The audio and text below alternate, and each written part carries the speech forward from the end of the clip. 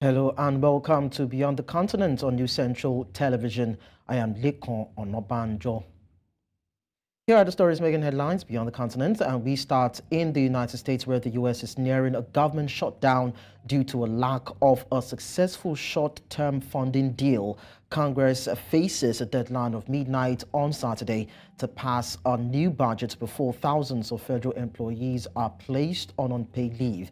The Senate has proposed a temporary funding agreement, which House Republicans have opposed. The conflicting House and Senate funding plans have increased the likelihood of a shutdown and exposed deep rifts in the Republican Party. Some lawmakers have expressed frustration at hardline conservatives who have stood in the way of a funding deal. President Joe Biden believes the Speaker is making a choice between speakership and American interests. And now joining me live to talk about this is Adewale Damola, who is a lawyer and a global affairs analyst, and he will be shedding more light on this. Damola, you're welcome. Thank you so much for joining us. Thank you for having me. Now, how important is this funding deal? And looking at the ongoing rift between congressmen, do you think they will be able to meet the Saturday deadline for a budget that is to be passed?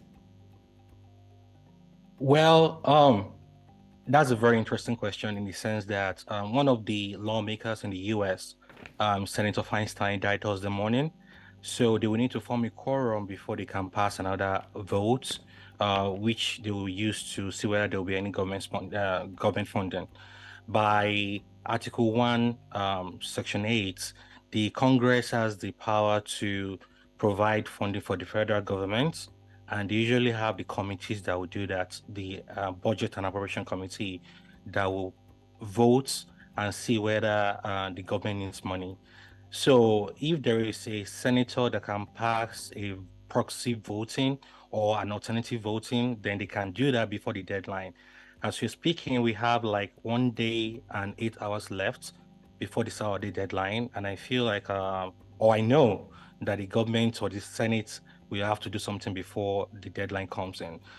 But I can say that this is not the first time that the government shutdown actually happened. A few years ago, during Trump's era, the government shut down for like 8 days, and the system was still running, even though it was running slowly.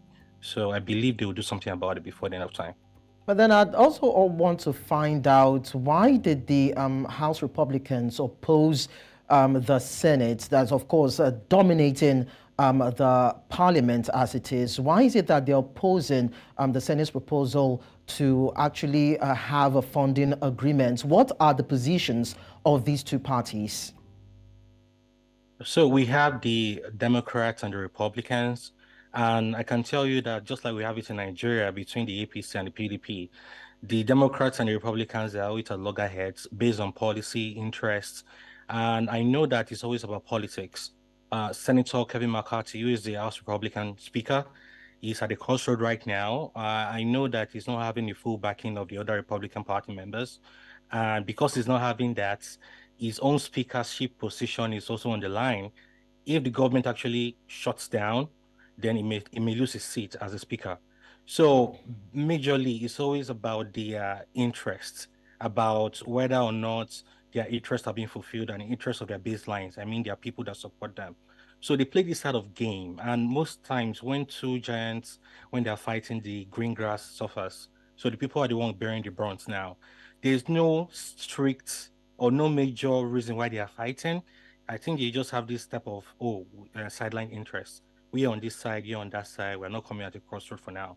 And because of the separation of powers, Biden cannot really do anything. Even if he wants to issue an executive order on it, the Constitution, by virtue of Article 1, gives the Congress the power to do this type of power, this sort of activity, the spending.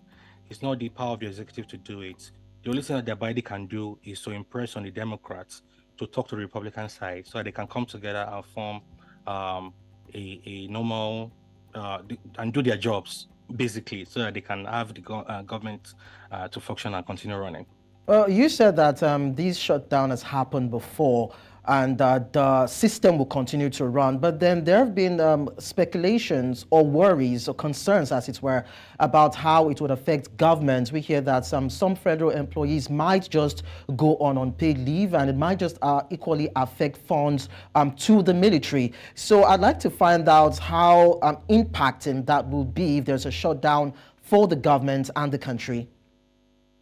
We have a lot of federal agents or federal employees, from the FBI to the ATF to the TSAs, the Transportation Authority people. When you're traveling at the airport, the TSA are federal employees.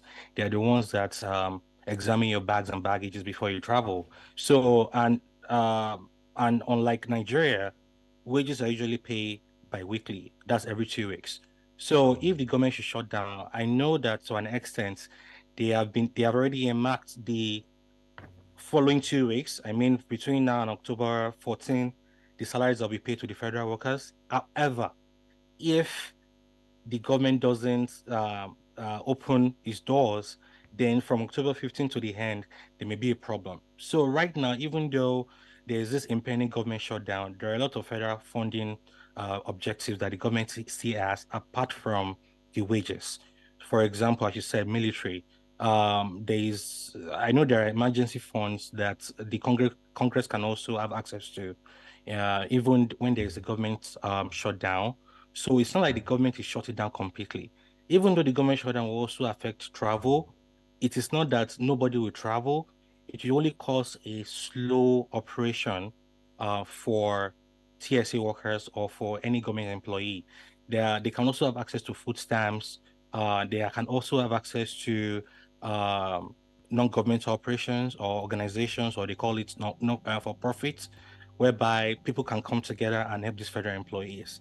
But before that one comes into play, then the president can exercise his executive order power to see whether there can be any emergency fund that can be provided for federal employees before that time. Finally, before I let you go, Damola, we hear that the Republican-led House of Representatives would be voting on their short-term spending bill tonight. So what should we expect from that? Well, this is the last line, let me say, before the Saturday deadline. So I'm very sure they want to come to a conclusive step to see whether the government will be kept open before that time. I won't be surprised that this voting process might go to like 3 a.m., either the local time here or the local time in Nigeria, because it's a serious case. The one for Trump, when Senator Pelosi was the speaker, I think they were able to pass the vote around 4 a.m. in the morning.